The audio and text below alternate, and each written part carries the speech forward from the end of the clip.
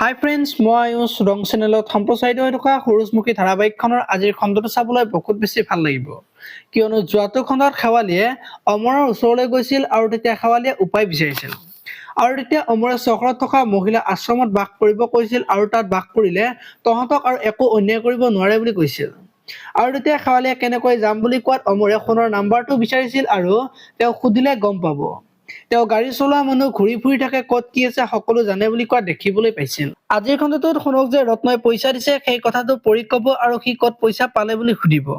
আৰু তেতিয়া শুনে ব্ৰেণ্ডৰ পৰা পইচা পাইছে বুলি পৰীক ক'ব আৰু তাৰ ব্ৰেণ্ডটো চাব যাব খুজিলেও চাবলৈ নিদিয়ে বুলি পৰীৰ লগত আলোচনা কৰি থকা দেখিবলৈ পাব।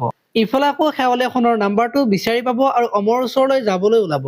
আৰু তেতিয়া মাহীয়েকে ক'ত যোৱা বুলি সুধিব আৰু তেতিয়া শেৱালিয়ে সোণদাৰ নাম্বাৰটো অমৰে বিচাৰিছে গুৱাহাটীত বোলে মহিলাৰ আশ্ৰম আছে আৰু তাত থাকিলে বোলে মুখাই একো কৰিব নোৱাৰে, গতিকে মই সোনকালে ফোনটো কৰোগৈ, অমৰ ৰখি আছে বুলি মাহীয়েকক ক'ব। আৰু যাবলৈ ওলোৱাত মহাক আহি পাব আৰু তেতিয়া মহাকে ক'ত যোৱা বুলি সুধিব আৰু তেতিয়া মহাকে শেৱালিৰ হাতৰ পৰা নাম্বাৰটো লোৱা দেখিবলৈ পাব।